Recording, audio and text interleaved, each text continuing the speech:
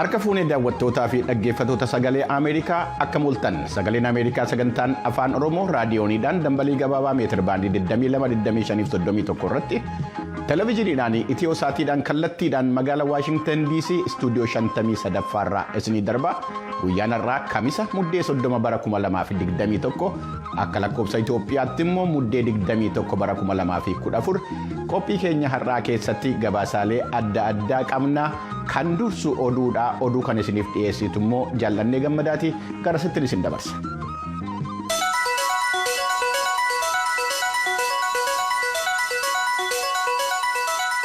Attamooltan oduun har'aaf qabnu kunoo.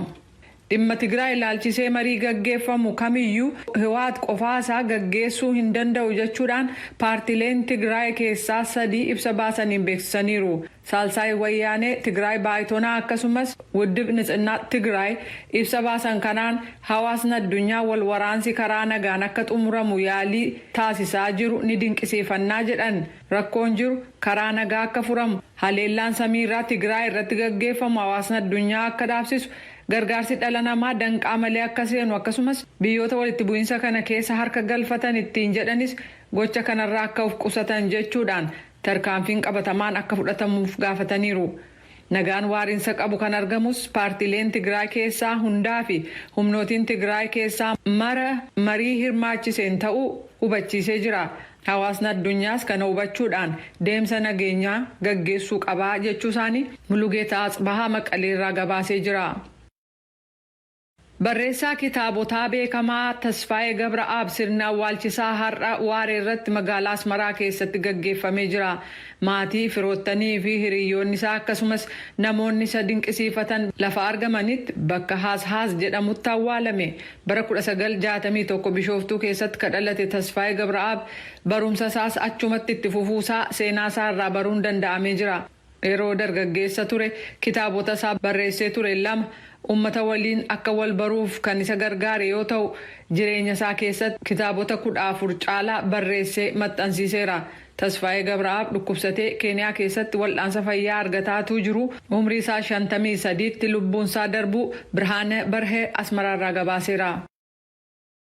Hidhattoonni Sudaan mankuusaa jaarmayaa sagantaa addunyaa seenuudhaan gargaarsa nyaataa meetirik toonii 1,900 Daarfur keessaa saamanii jiru. Hookkarri Daarfur gama dhiyaa keessaa hammaachuus aangawoonni roobii kaleessaa ibsanii jiran. Magaalaa guddoo Daarfur kataate Elfaashaar keessatti kanneen jiraatan akka jedhanitti gaafa kibxataa galgala lafa gargaarsi nyaataa kaa'amee jiru sanatti dhukaasa jabaatu dhaga'amaa ture. Dhukaasa sana booda aangawoonni naannoo halkan sanaaf labsii sochiin ugguru hojiirra oolchan jechuudhaan dhaabbati oduu mootummaa Sudaan Sunaan ibsee jira. Dhukaasa walirraa hin cinne dhaga'aa turre jechuun jiraataan naannoo kan ta'e Mohaammed Saalem dhaabbata oduu Ajaans Firaans Pireesiif ibsee jira.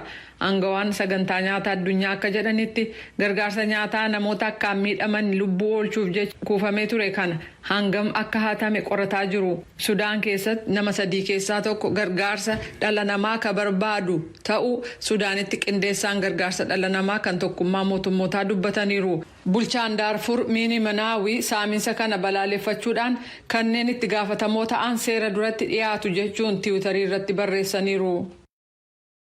Kadhiyeenya kana du'aan boqotan Arkibiishop Desmond Tutuuf kabajaa kennuuf jecha magaalaa Keeptaawun keessatti sirni bakka bu'oota amantii adda addaa hirmaachise kaleessa gaggeeffamee jira. Sirna galma bulchiisa magaalaa Keeptaawun keessatti gaggeeffame kanarratti maatiin Desmond Tutu hoogganoonni amantii kiristaanaa Budahaa Juushotaa fi Musliimotaaf kan aadaa Afrikaa irratti argamaniiru. Kanneen irratti argaman kun irri jireessi isaanii halluu uffata tuuttuu jaallatan uffatanii turan. Uummanni biyyattii warri jalqabaas gogaa uffachuudhaan qabee mataa beeladaa ol kaasanii kabajaa qabaniif ibsaniiru. Sirni walleelee dhiyaates wallee bara 1980 Afrikaa keessatti beekamuu fi qabsoo farra apartaayidii keessatti faaruu uummataa akka ta'etti ilaalamuuf beekamaa turetu dhiyaate. Arkibiishop Desmond Tutu umrii isaanii 90tti dhuma torban darbeerra boqochuun isaanii ni yaadatama. Saanduqi reeffa isaanii baate kamisa har'a kaatediraala Seent Joorji kan Keeptaawun keessa kaa'amee jira. Hanga gaafa sanbata awwaalamuttis achuma turaa jedhameera. Afrikaa keessatti raabsii tallaaliin farra dhukkuba COVID-19 gadi bu'aa ta'uun weerara vaayirasii marsaa haaraa ka'e kana keessatti yaaddoo uumee jira.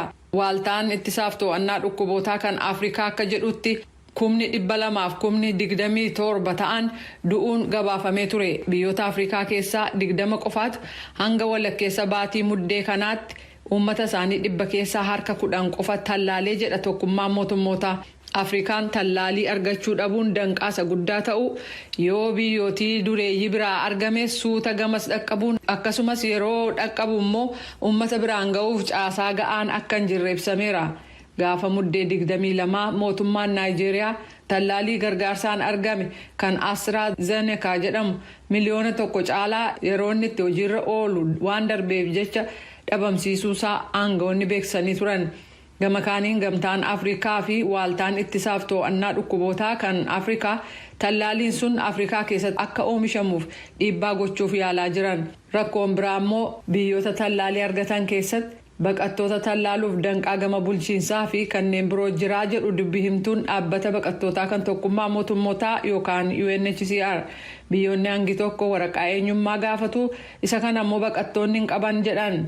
Warri kaan tallaalamuuf kan namoota galmeessan gama kompiitaraan waan ta'eef kanneen carraa kompiitaraan fayyadamuu hin qabnee fi yoo argatanis akka itti fayyadaman hin beeknetu jira jedhu dubbi himtuun kun.